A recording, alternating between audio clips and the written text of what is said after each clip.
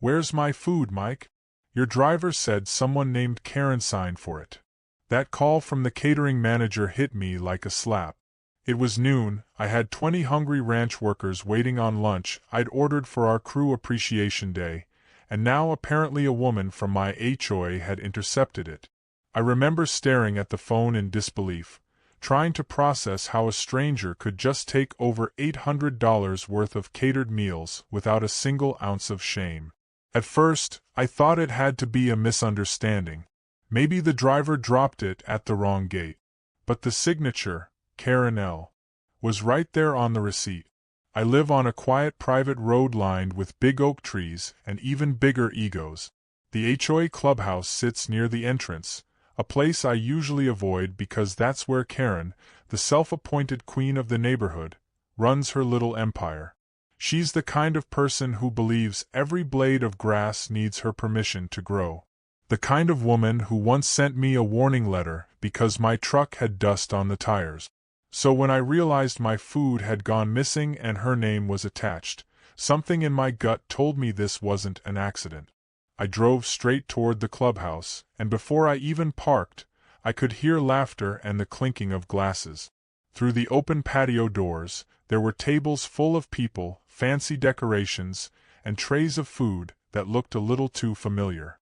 I recognized the blue labels from the catering company. Those were my trays, my ribs, my cornbread, my sides, everything I'd paid for. Karen stood near the buffet wearing a glittery cardigan, holding a glass of champagne like she'd just saved the world. My jaw tightened. I stayed in the truck for a moment, watching through the windshield, wondering if this was real life. Who in their right mind would hijack someone else's order and serve it at an HOA event as if nothing was wrong? My phone buzzed again. The caterer texted, confirmed. Delivery completed at HOA Clubhouse. Signature, Karen L. That was all the proof I needed. I got out and walked toward the patio, calm but steady. When Karen spotted me, her face twitched like she'd seen a ghost. "Oh, Mike. You made it," she said, her voice dripping with fake enthusiasm. "We were just having our little HOA luncheon." I looked around at the guests, people from the neighborhood smiling and eating my food like it was free samples at a grocery store. "That's funny," I said slowly, "because this looks exactly like the meal I ordered for my ranch crew." A few forks paused midair. Karen laughed awkwardly. "Oh, I think there must be some confusion," she said. "The driver must have made a mistake. I thought it was donated for our event." Her tone was too rehearsed, too casual. I glanced at the foil lids. Each still had my name written in marker. There was no mistake. I decided not to make a scene right there. Instead, I smiled. "Glad everyone's enjoying it," I said quietly, then turned and walked away. Behind me, I heard her mutter something to a friend like, "He's overreacting." But my calm wasn't surrender, it was strategy. I had no interest in shouting over paper plates. I wanted the truth on record.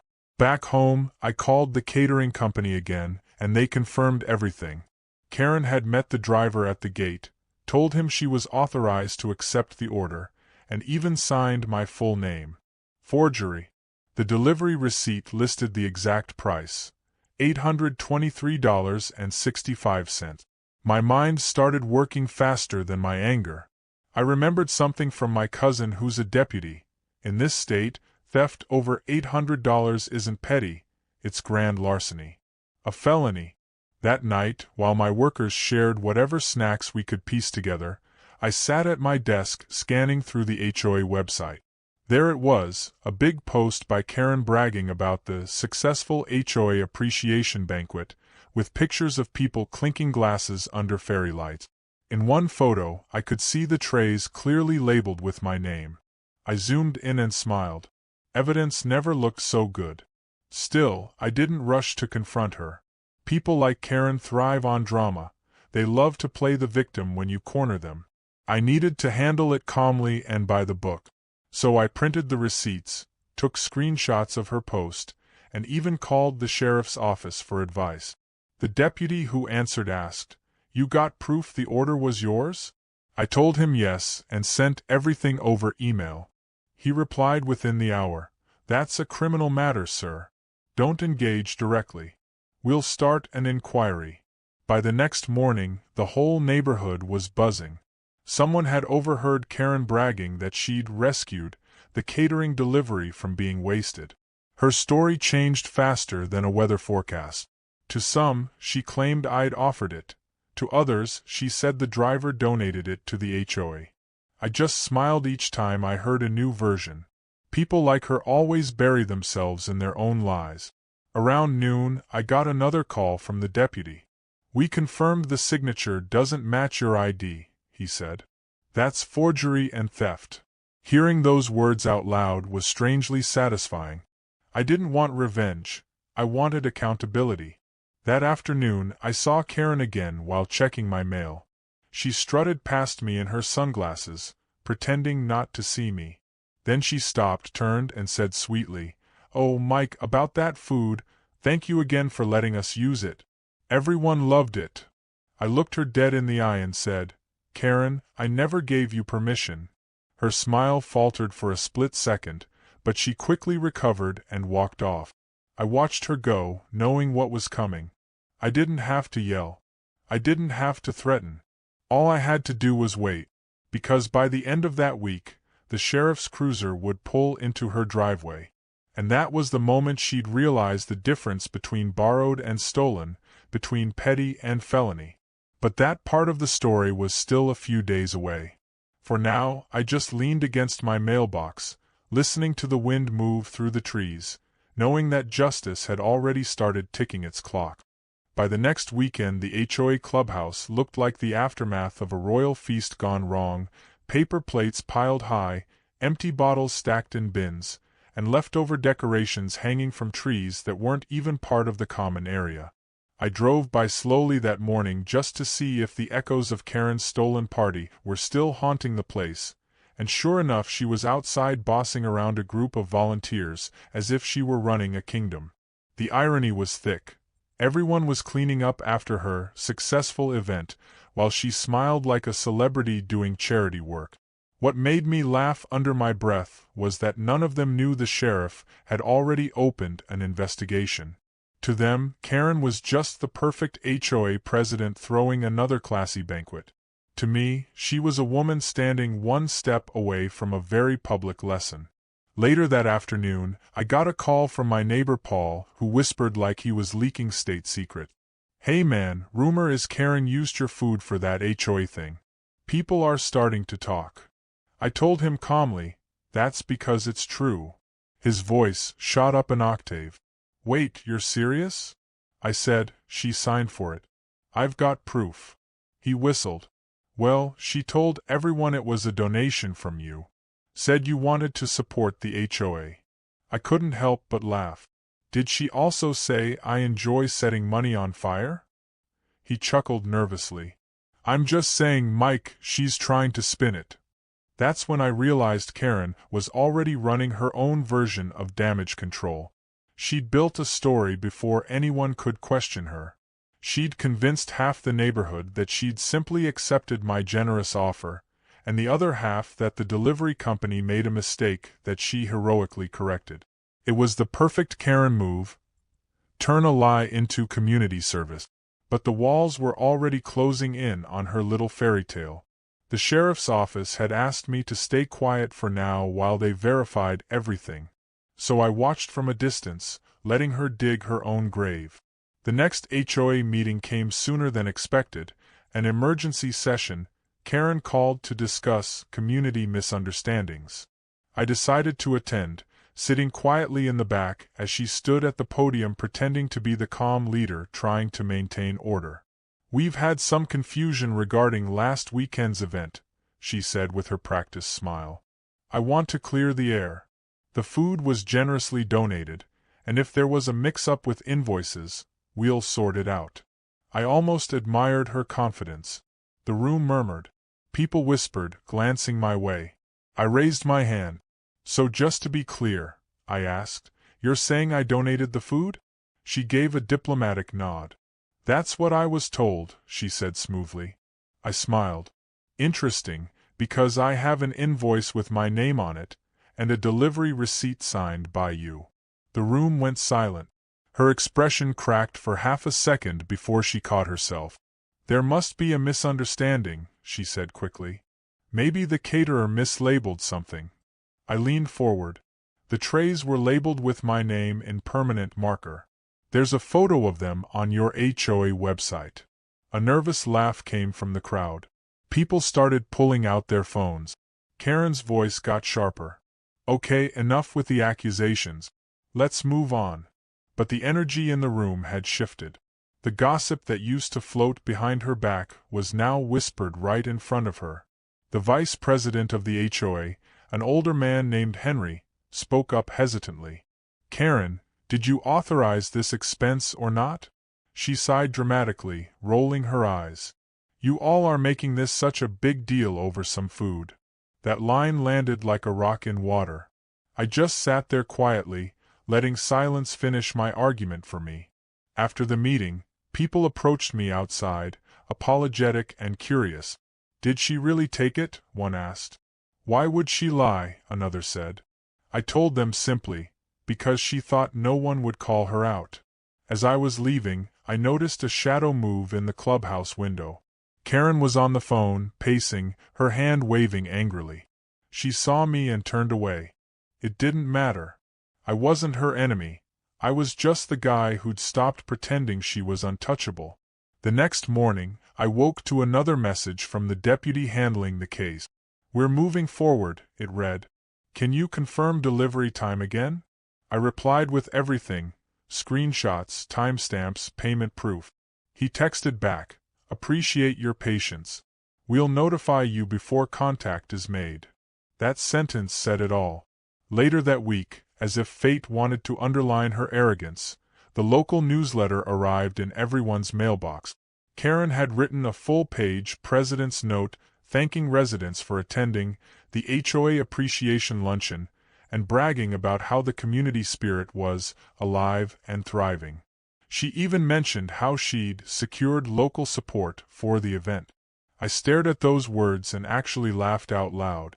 That was her final nail, public acknowledgement of using food that wasn't hers. It was practically a confession in print. By then, the story had grown legs. Neighbors started forming sides, Team Karen or Team Reality. I stayed out of the chatter. I didn't need to convince anyone. Truth has a way of speaking for itself once people start seeing the cracks. One evening, as I was sitting on my porch watching the sun dip behind the hills, Paul drove by and stopped. "You're not gonna believe this," he said, leaning out his window. "Karen's trying to hold another HOA meeting tomorrow, says it's to discuss community funds." I smirked. "That's one way to keep pretending nothing's wrong." He shook his head. "Man, she's got nerves of steel." I replied, "More like nerves of denial." We laughed, but deep down, I knew the tone of the story was about to change. Up until now, it had been funny in that slow-burn way, the kind where arrogance meets reality inch by inch. But what was coming next wouldn't be funny at all, for her. That night, as I locked up the barn, I heard a car pull up outside. A cruiser. The deputy stepped out, tipped his hat, and said quietly, "Just giving you a heads up. We're paying the HOA president a visit tomorrow morning. Might be worth staying around." I nodded slowly, feeling that quiet satisfaction you get when patience finally pays off. He added, "You handled this right, Mike. Most people would have stormed over there." I said, "Why break a sweat when the law can do it for you?" He smiled, got back in the car, and drove off. The air felt different that night, like justice had finally taken a breath. Karen still thought she was in control, still thought this was all a misunderstanding she could smooth talk her way out of. But the truth had already started knocking, and by sunrise, she'd be forced to answer it. The next morning the neighborhood was quieter than usual, like everyone knew something was about to happen. I was drinking my coffee on the porch when I saw the sheriff's cruiser roll past slowly toward the HOA clubhouse. The air carried that strange mix of tension and curiosity that always comes before the truth hits. I didn't move, just leaned on the railing and watched. From where I stood, I could see Karen through the clubhouse glass doors, dressed up as if she were hosting another event, clipboard in hand, pretending to be busy. The deputy who'd called me the night before stepped out of the car with another officer. They walked up calmly, not rushing, not aggressive, just that deliberate walk that says they already know what they came for. Karen spotted them and smiled like she was greeting guests, but her smile dropped halfway through the handshake. I couldn't hear the words, but I could read her lips when she said, "This must be a mistake." The deputy nodded politely, showing her a paper. She glanced at it, shook her head, then started talking fast, waving her hands. I took a sip of coffee and smiled. The moment had arrived. By the time I walked over, a few neighbors were already gathering nearby pretending to walk their dogs or get their mail. People love justice when it's public. As I got closer, I heard Karen's voice rising, her usual calm tone cracking. "I didn't steal anything," she snapped. "It was a misunderstanding. He offered it." The deputy kept his voice steady. "Ma'am, the delivery service provided a signed receipt, surveillance footage confirms you accepted it, and the complainant has proof of payment. That's not a misunderstanding." She tried again. "It was for the community. We all benefited." The deputy said simply, "Theft is still theft, even if it's shared." That line hit her like cold water. She looked around at the neighbors watching, her face flushing red. "You're all enjoying this, aren't you?" she hissed. I said quietly, "Just watching the law do its job." She glared at me, that sharp Karen look that had intimidated board members for years, but it didn't work anymore. The deputy began reading her rights right there on the clubhouse step. People gasped. Someone actually clapped before realizing how inappropriate it was. Karen stammered, "You can't arrest me in front of everyone." The deputy replied, "Ma'am, you signed for over $800 of property that wasn't yours. That qualifies as grand larceny under state law." She froze, like the words themselves didn't make sense. "Grand what?" The deputy repeated, "Grand larceny. Over 800 is a felony." That was the moment her power cracked for good. Her shoulders sank, and all that fake superiority drained from her face. I stood still, not out of revenge but out of closure. This was never about humiliating her. It was about showing that consequences don't skip anyone, no matter how many committees they run. They didn't cuff her right away. She kept talking, trying to bargain, saying she'd pay me back, that she'd make it right, that she didn't know it was against the law. The deputy just said, "You can explain that downtown." When they finally led her toward the car, she looked back at me, desperate. "Mike, tell them this was a misunderstanding." I didn't respond. She'd made her choices, and now she was meeting the price tag attached to them. After they left, the crowd scattered like smoke. People avoided my eyes, but I could tell half of them were secretly relieved. Karen had ruled over them for years, using rules and fines as weapons. Maybe they feared her more than they disliked her, but now that fear had vanished. Later that afternoon, I got a call from the deputy again. "We've booked her," he said. "She's being processed. You'll likely get a call from the district attorney's office soon." I thanked him and asked what would happen next. If she pleads out, she might avoid jail, but it'll stick on her record. Either way, it's out of your hands now. Out of my hands, that sounded perfect. I didn't want to drag it out or milk it for attention. I just wanted to eat my lunch in peace without someone hijacking it under the banner of community spirit. But the story wasn't done spreading. That night, the neighborhood group chat exploded. People who defended her hours earlier were now posting memes and theories, pretending they'd always known she was trouble. Screenshots of the sheriff's car parked outside the clubhouse were circulating everywhere. One message read, "HOA president arrested for food theft. Unbelievable." Another said, "She deserves it. Power got to her head."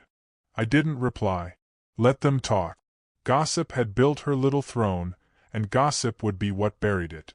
I sat by the window scrolling through the messages, shaking my head at how fast people switch side. It's funny how morality returns to people once they sense a fall from power.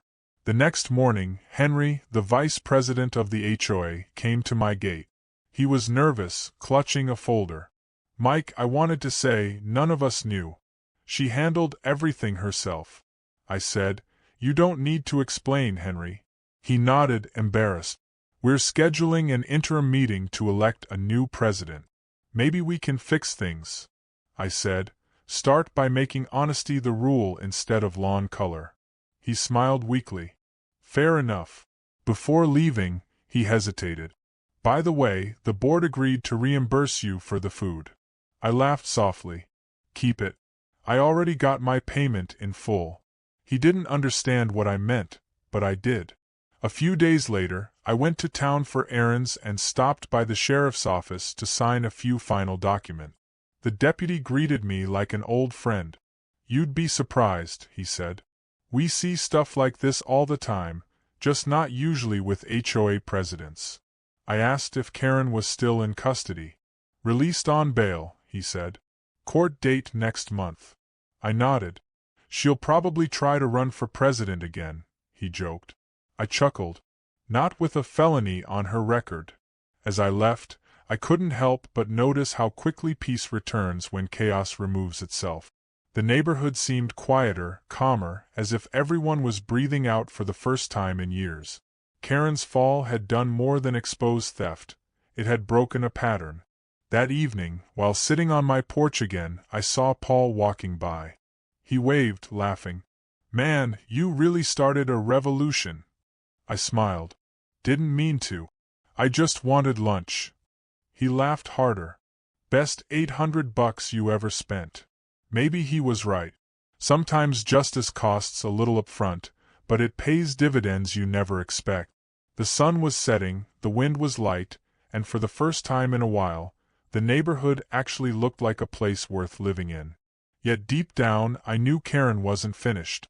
People like her rarely accept defeat. They find cracks to crawl through, stories to twist, hands to shake. And if she planned to come back swinging, I'd be ready. Because this time, the whole neighborhood had seen what she really was, and you can't unsee the truth once it's been served right in front of you. A week later I got a notice slipped under my door printed on HOA letterhead that smelled like Karen's perfume and arrogance mixed together. It read, "Emergency Community Hearing, Attendance Mandatory." My first thought was she was still trying to run the show from home, but then I realized the signature at the bottom wasn't hers. It was from Henry, the interim president. Word around the neighborhood was that Karen had requested to attend via speakerphone from her lawyer's office. I didn't plan to say much. I just wanted to see what kind of circus this would turn into. When I walked into the clubhouse that evening, the same room where she had served my stolen food now looked sterile and tense, chairs lined up like a courtroom. The air conditioning was too cold, the kind of chill that matches the mood when people know the truth is about to crawl out from under a rug. Henry was sweating through his shirt, clutching the microphone like it was a live wire. "We're here," he began nervously, "to discuss the leadership transition and recent events that may have affected community trust." I took a seat in the back. The lights flickered once, like even the power lines didn't want to be there. Then came the speakerphone crackle. "Can everyone hear me?" Karen's voice filled the room like an unwelcome perfume cloud. People exchanged looks. Some rolled their eyes. Some straightened up as if waiting to see if she'd explode. Henry nodded toward the phone. "Yes, Karen, you're on." She didn't waste a second. "Let me start by saying," she said with that old queen tone, "everything that has happened is a complete misunderstanding. The sheriff's office is overreacting, and I intend to resolve this privately." Her words hit the air like a slow-motion train wreck. People whispered. One woman near me muttered, "She's still in denial." Karen continued, "I've given years of service to this community, and I will not be shamed by false accusations and jealousy." That line did it. Henry cleared his throat, visibly uncomfortable. "Karen," he said carefully, "the board reviewed the evidence. There's no question that the catering delivery belonged to Mr. Mike here. We have receipts, the delivery signature, and the public post from the HOA page. There was silence, then Karen snapped, "That was a mix-up. I was told the food was community-sponsored." I raised my hand, just enough for Henry to see. He nodded at me to speak. "Karen," I said calmly, "who exactly told you that?" The room went quiet enough to hear the ceiling fan hum. She hesitated. "The delivery guy, he must have said something." I said, "The delivery guy's name is Brandon, and he told the sheriff you said you were me." There was a pause, then static on the speaker like she dropped the phone or covered it. After a few seconds, her voice came back thinner, quieter. "This is harassment," she said weakly. "You're all twisting things to make me look bad." A man in the front row muttered, "You did that yourself." Henry tried to smooth it over. "We're not here to humiliate anyone, but accountability is necessary." Karen laughed bitterly through the phone. "Accountability? You all sat there eating that food without question, and now you're pretending you're saints." People shifted in their chairs, guilt sneaking into their faces. She had a point, but she didn't realize it made her look worse. The meeting started to spiral. A few neighbors began arguing, some defending her, others demanding she step down permanently. I just sat there watching chaos unfold like a courtroom drama where no one read the script. Then, right in the middle of the shouting, the phone crackled again. Another voice joined the line. "This is Deputy Harris from the county sheriff's office," the voice said. The room froze. "We were invited to join this discussion as we're still handling the case involving Ms. Karen L." Henry blinked, clearly caught off guard. "Oh, yes, Deputy, thank you for joining us." The deputy's voice was calm, steady. "I just want to clarify a few things for the community. Theft of goods valued over $800 is classified as grand larceny in this state, which is a felony. Our evidence confirms the order belonged to Mr. Mike, was paid in full by him, and was signed for under false representation." Karen's voice cut in, trembling. "It wasn't false representation. I just thought," the deputy interrupted gently but firmly. "Ma'am, the footage shows you identifying yourself as the recipient. We have your statement recorded, and it contradicts the driver's account." There was no air left in the room after that. Every eye went to the speakerphone as if waiting for her to vanish into static. Then the deputy continued, "As this is an open case, we recommend the HOA refrain from discussing it publicly. Further statements could be used in court." That was his polite way of saying, "Shut it down." Henry nodded quickly. "Understood." Karen tried one last time to salvage her dignity. "This is ridiculous. I'll be vindicated."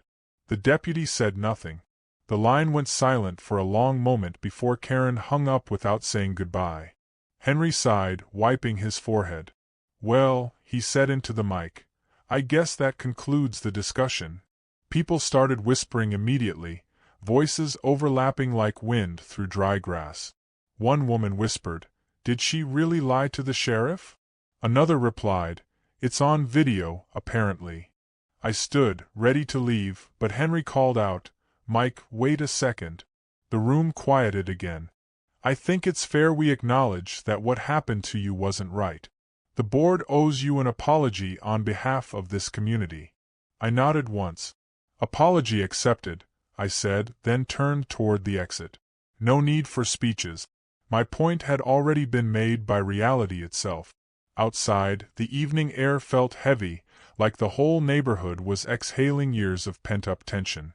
Paul caught up to me in the parking lot, shaking his head. "Man, that was something else," he said. "You think she'll still try to come back after this?" I laughed softly. "People like her don't retire. They reload." He grinned. "Then I hope you're stocked up." I said, "Always." We stood there for a while, watching the last light fade from the sky, the clubhouse glowing behind us like a fading stage after the play is done. The show was over, but the damage she'd done to her own reputation was permanent. She'd spent years building power out of fear, and now not even fear wanted to be associated with her. That night, scrolling through my phone, I saw the local news headline, "HOA President under investigation for grand larceny." The article quoted the sheriff directly, explaining the threshold for felony theft and hinting that additional charges might follow due to the forged signature. The comments section was a wildfire of opinions. Some defended her, calling it political, others laughed outright. One comment read, "She finally got a taste of her own HOA fine." I closed the article and leaned back in my chair. The quiet of my house felt different now, not just peaceful but clean, like the air after a long storm. Still, something in me knew this wasn't the last twist. Stories like this never end neatly. There's always one last card someone like Karen tries to play when the deck's already burned. And I had a feeling she was already plotting her next move from behind that lawyer's desk. The next morning I woke to a knocking sound that wasn't quite a knock, more like a nervous tapping at the door. When I opened it, Henry stood there again, holding a folded paper and looking like he hadn't slept. His voice came out low. "Mike, you might want to see this." He handed me a printed letter that had been slid into every resident's mailbox overnight. It was written by Karen, and the title at the top said, "My Side of the Story." I read it slowly, each line dripping with manipulation and desperation. She claimed the entire incident was a setup, that I had entrapped her by intentionally having the food delivered near the clubhouse, that I wanted to humiliate her because I resented HOA authority. She even hinted that the sheriff's office was biased because I was friends with law enforcement. By the time I finished, I actually laughed out loud. It was so perfectly Karen. Twist the truth until it breaks. Henry sighed. "We're getting calls already. People are confused again." I said, "Let her keep talking. Every lie digs her deeper." He nodded. "We just don't want a public mess." I looked him in the eye. "Henry, there's already a public mess. She started it when she stole my lunch and called it community service." He didn't argue. That afternoon, a local news van parked near the clubhouse. Apparently, the station had caught wind of the story and wanted a statement from both sides. I saw the reporter walking up Karen's driveway with a microphone and a camera operator behind her. Karen stepped out wearing a blazer and oversized sunglasses like she was about to give a presidential address. She smiled that fake smile she reserved for cameras. From my porch, I could hear her voice, calm and sugary. "This entire situation has been blown out of proportion," she said. "There was never any criminal intent. I simply accepted a mistaken delivery and used it for our community gathering. I fully planned to reimburse the gentleman once the confusion cleared up." The reporter nodded, pretending to buy it, but I could see her expression. She already knew there was more to the story. Then Karen made her mistake. "Frankly, I think this is all politically motivated. Certain people in our neighborhood have always had a problem with me enforcing the rules." I smirked. She just turned her legal issue into a public feud. An hour later, the reporter came up my driveway. I met her halfway and kept it calm. "Mr. Mike," she said, "would you like to respond to Ms. L's statement?" I said simply, "Sure." "I ordered food for my ranch crew, I paid for it, she signed for it, she served it at her HOA event. That's not confusion, that's theft." The camera caught it all. "Do you plan to pursue damages?" she asked. "The sheriff's handling that part," I said.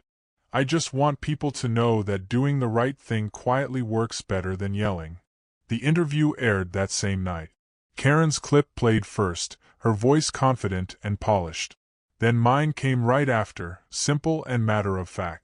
The contrast was sharp enough to slice through every doubt. Comments poured online again, and within hours the tide turned against her once more. Even those who had defended her before started saying she should have just admitted it and apologized. The next day, the sheriff's office released an official statement confirming that charges had been filed and that the case would proceed to court. By then, the HOA board was in full panic mode. Henry called an emergency session again, this time without inviting her. They needed to prepare a replacement plan and manage the media attention. When I arrived, half the seats were empty, and the rest were filled with people who looked like they'd just been through a tornado. "We didn't sign up for this," one woman muttered. Henry stood up. "We've removed Karen as president effective immediately," he announced. "She's banned from handling HOA funds or representing the board until further notice." People clapped softly, like they were afraid she'd still burst through the door. I said nothing, just nodded. I wasn't there for celebration. I was there for closure. But then something unexpected happened. The deputy from before walked in carrying a folder. "Sorry to interrupt," he said. "We have an update." The room went quiet. The DA added an additional charge this morning, identity fraud, for signing under someone else's name. Gasps filled the air. The deputy continued, "She'll be arraigned later this week." He handed Henry a paper and said, "Just keeping everyone informed." That moment hit harder than I expected. I had started this whole thing with a missing lunch order, and now it was a felony case with multiple charges. It felt strange, not triumphant, more like heavy relief. Justice doesn't always feel loud. Sometimes it's quiet and unsettling because it reminds you that people you thought were harmless can cross lines without blinking. After the deputy left, Henry sighed. "This community's been run by fear too long," he said. "Maybe this is a wake-up call." I replied, "It's more than that. It's a reset." That evening, the neighborhood lights seemed brighter. People waved as I passed, the same ones who used to look away during HOA patrols. Maybe guilt, maybe gratitude, but it didn't matter. Change had finally arrived, even if it came through a scandal. The next morning, Karen's lawyer sent letters to several neighbors accusing them of defamation. It was her last attempt to scare people back into silence. But no one took the bait. In fact, someone leaked her threat letters to the same reporter. The news story that followed was brutal. Former HOA president doubles down as residents demand accountability. There was no hiding after that. The video clips from the HOA meeting were now circulating online. My calm voice saying, "She said she was me," became the story's headline quote. I didn't want fame, but the attention wasn't about me anymore. It was about what she represented: abuse of power wrapped in fake community service. By Friday, a few neighbors gathered in my driveway bringing pie and coffee like it was a celebration. Paul grinned and said, "You realize you're the guy who brought down the HOA mafia, right?" I laughed. "I just ordered lunch." He shook his head. "And got a felony investigation as a side dish." The others laughed, and for once it wasn't nervous laughter. It was relief. We talked about turning the clubhouse into a real community space again. Movie nights, barbecues, events that actually included everyone. For years, Karen had used that building as her personal court.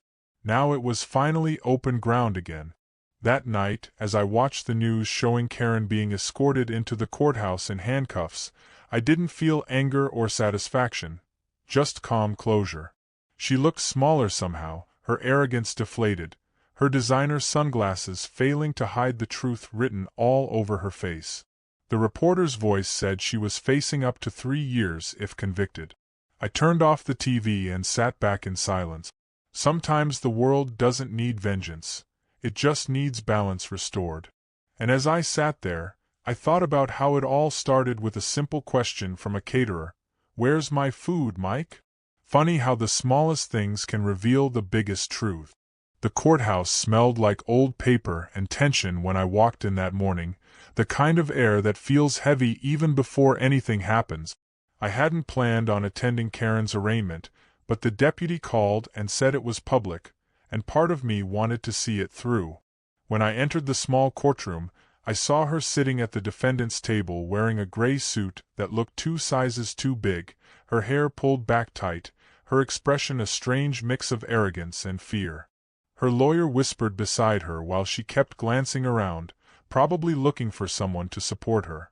She didn't see me at first, but when she finally did, her eyes widened slightly, then narrowed like she still believed this was my fault.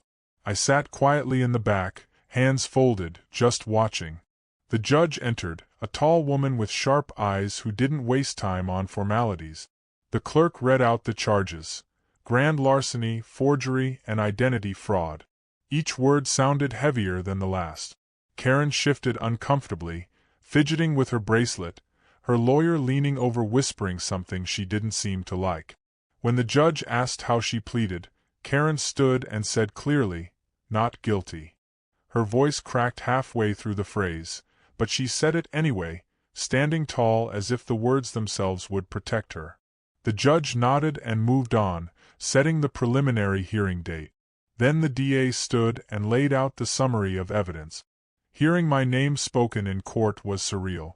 The defendant signed for a delivery exceeding $800 under the complainant's name, using the goods for a private event. Payment records, photographs, and witness testimony confirmed the property was not authorized for her use.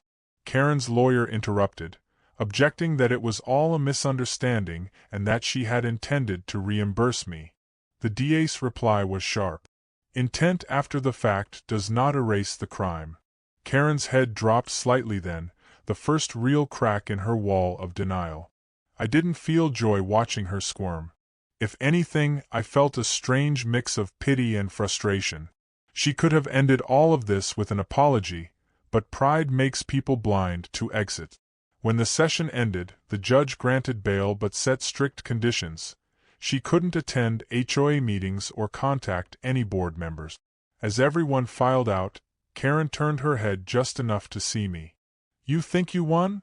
she muttered under her breath as she passed by, her voice barely audible. I didn't answer. I didn't need to. Outside the courthouse, reporters swarmed her, shouting questions she dodged with fake smiles and rehearsed lines. "It's being resolved," she said. "I trust the system." Her lawyer hurried her into a black SUV and sped off, cameras flashing like fireworks. The deputy caught up to me in the parking lot. "She's still in denial," he said. I nodded. "Yeah, but denial doesn't change paperwork." He smiled. "That's true. Sometimes the law just needs patience." Back home, the neighborhood was quiet again, almost peaceful. The HOA board had started organizing real community projects, fixing old fences, repainting signs, planning a neighborhood picnic that didn't involve power trips or fake speeches. For the first time in years, people smiled at each other instead of avoiding eye contact. Henry came by that evening with a clipboard full of plans. "We're doing a cleanup event this weekend," he said proudly. "No speeches, no rules, just neighbors working together." I said, "Sounds like progress." He chuckled. "You should have been president." I laughed. "No thanks. I like my freedom too much." Still, seeing people cooperate without fear felt like watching sunlight return after a long storm. It reminded me why I'd stayed here all these years, because beneath the politics there were good people who just needed someone to show them what integrity looked like again. A few days later, I got a letter in the mail, official court notice. I'd have to testify at the hearing. I sighed, folded it neatly, and placed it on my desk. I knew it would be uncomfortable, but I also knew it was necessary. When the hearing came, it was more formal, more intense. The DA questioned me about the day of the delivery, the receipt, the photograph. Karen sat across the room, avoiding my eyes. Her lawyer tried to paint me as someone who overreacted, suggesting maybe I should have just accepted her apology. I looked at the jury box and said, "She never apologized." The DA handed me a printed screenshot of her HOA post with the pictures of the stolen food. "Is this the same meal?" he asked. "Yes," I said. "Those are the trays with my name on them." The courtroom projector displayed the image for everyone to see. Karen standing by the buffet, smiling proudly, with my name scrawled across every lid. That was the nail in the coffin. The jury members exchanged quiet glances. Her lawyer sank slightly in his chair. By the time it was her turn to speak, Karen's tone had changed completely. Gone was the confident queen of the HOA. Now she sounded like someone clinging to scraps of sympathy. "I didn't mean to cause harm," she said softly. "I truly believed it was a community delivery." The DA countered immediately. "Then why did you sign another person's name?" She hesitated, eyes darting around. I panicked. I didn't want the event to fail. Her words hung in the air like an excuse no one wanted to touch. When the session ended, the judge said sentencing would be decided at the next date, pending a final review. As Karen was escorted out, she passed by my row and stopped just long enough to whisper, "I hope you're happy." I looked at her and said quietly, "I hope you learned something." She flinched and walked away without replying. That evening, the sunset looked almost unreal, gold and orange, spilling over the hills like the world was washing itself clean. I sat on my porch thinking about how strange justice feels when it finally arrives. It doesn't roar or explode. It just settles quietly into place, like a door closing gently behind you. Paul came by holding 2 cans of soda, sat beside me, and said, "Heard she's looking at probation at best, maybe a fine if she's lucky." I said, "Luck ran out when she picked up that delivery." He nodded. "You think she regrets it?" I thought for a moment. "No. I think she regrets getting caught." We both laughed quietly. It wasn't cruel, it was honest. When I finally went inside, I looked at the empty catering receipt still pinned to my fridge. $823.65. That was the total cost of the order, but what it exposed was worth far more. It showed who people really were when rules turned into power and power turned into entitlement. And somewhere deep down, I knew that even if she never admitted guilt, Karen would never again stand at that clubhouse podium pretending to be untouchable. She'd been reminded, the hard way, that every crown has a price tag, and hers had just been cashed in by the truth. The day of the verdict arrived like any other, quiet and deceptively calm, but you could feel the weight of it hanging in the air. I parked outside the courthouse early, watching the same faces that had been following this case for weeks shuffle toward the entrance. Some were neighbors who wanted closure, others were just curious. When Karen stepped out of the black SUV, she looked like a ghost of the woman who once commanded board meetings and handed out fines like candy. Her hair was limp, her confidence replaced by a stiffness that made every step look forced. Her lawyer walked beside her, flipping through a folder, whispering things she clearly wasn't listening to. I didn't feel hate anymore, just quiet observation. The same woman who once demanded everyone follow her rules now stood there about to be judged by laws bigger than her. Inside, the courtroom filled up faster than usual. Even the clerk seemed to sense it would be a memorable day. The judge entered, and after the formalities, the tension settled like fog. The DA gave a short, firm closing statement, reminding the court of the evidence, the forged signature, the clear intent, and the total value. When her lawyer spoke, his tone was pleading. He painted her as a misunderstood leader, a woman overwhelmed by her duties who made a bad call under pressure. But when Karen stood up to speak, she couldn't even fake remorse convincingly. "I never meant to hurt anyone," she said, her voice shaking slightly. "I was just trying to keep our community event from falling apart." The judge listened without emotion, her hands folded neatly. Then came the pause, the one everyone in the room felt at once. "Ms. L," she said finally, "you are found guilty of grand larceny and forgery. The court will impose a sentence of probation for 18 months, restitution to the victim, and mandatory community service. Any violation will convert this to jail time." A quiet wave rolled through the room, half sighs of relief, half disbelief. Karen's shoulders slumped, but for a second I saw something flicker behind her eyes, not regret, but humiliation. She turned slowly toward the gallery, her gaze sweeping past the spectators before landing on me. I didn't move. I just looked back at her the same way I had the day she stole the food, calm, steady, unmoved. Her lawyer whispered something and guided her toward the exit, but before leaving, she muttered, "This isn't over." I didn't respond because I knew it was. Not because the court said so, but because the community had already rendered its verdict long before the judge did. Outside, the sun hit hard against the courthouse step. Reporters were already circling, shouting questions that she ignored. She got into the SUV and slammed the door, her driver pulling away fast, as if speed could erase what had just happened. The deputy who'd handled the case found me near the exit and extended his hand. "It's done," he said. Probation isn't much, but it's still a record. I shook his hand. That's enough. She can't hide behind rules anymore. He nodded. You'd be surprised how many people never get even that much accountability. I said, sometimes the quiet ones just need to hold the line. He smiled and left, and for a long moment I stood there alone, feeling that strange mix of peace and exhaustion that comes when a long battle finally ends. When I drove home, the neighborhood looked different, lighter somehow. The clubhouse was open again, its doors propped wide with the smell of fresh paint drifting out. The board had already replaced the locks and posted a new sign out front that said, "Community Events Welcome." Kids rode their bikes past without glancing nervously at parked cars. For the first time in years, the place didn't feel like someone's private fiefdom. That weekend, the HOA hosted a real gathering, an open barbecue for everyone, no speeches, no rules, no hierarchy. Henry and a few volunteers had set it up, and when I arrived, he handed me a paper plate loaded with food.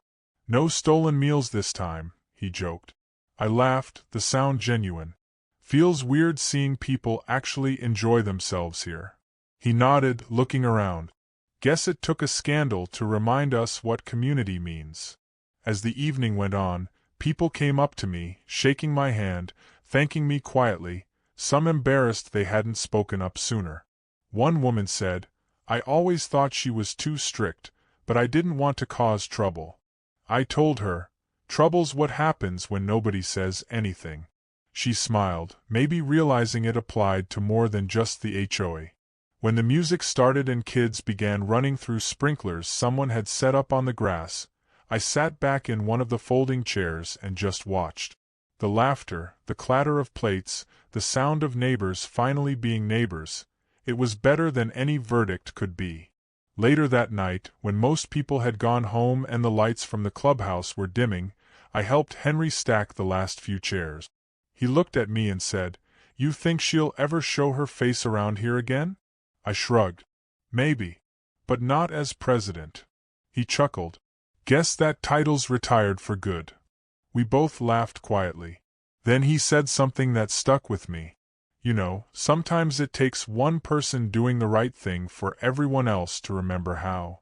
I thought about that on the walk back to my truck, about how one small act, reporting a theft, had unraveled years of silent control. A few days later, I got a letter from the county clerk confirming restitution had been approved.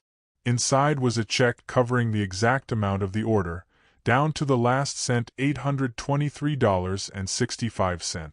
I stared at it for a while, realizing how absurd it was that something so small had triggered something so big. Instead of cashing it, I decided to donate it to the local food bank under the name, the community table. It felt right, like turning the last ugly chapter into something worth reading. By the next week, the news had moved on to other stories.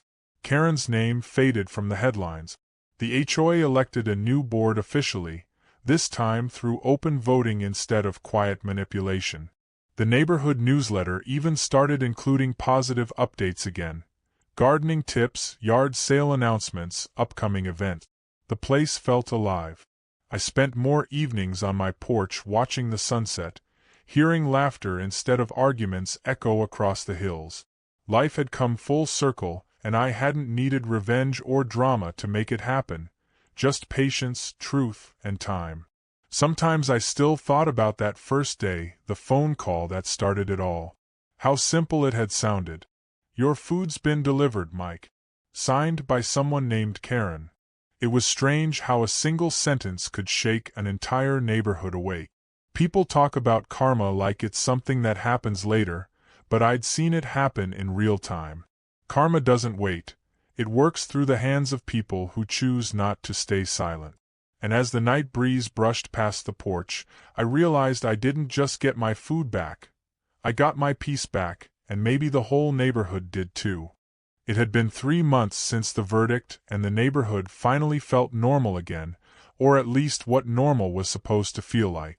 The air didn't carry that tension anymore, the kind that used to hang invisible but heavy over every yard. Now it was replaced by laughter, by the quiet rhythm of ordinary life that people had forgotten how to appreciate. The clubhouse, once a symbol of Karen's control, had been completely repainted in bright neutral tones. The board had renamed it the Commons, a suggestion from one of the younger families, and for the first time, it actually lived up to its name. Every weekend there was something happening there, a farmer's market, a potluck, kids' craft fairs. I wasn't much of a social guy, but I stopped by often, partly because it was nice to see what honesty could build once fear was gone. People waved when I arrived instead of pretending not to see me. It was small, but it mattered. Still, every now and then, I'd hear a faint rumor that Karen had been seen somewhere nearby, running errands or arguing with someone in the parking lot of the grocery store.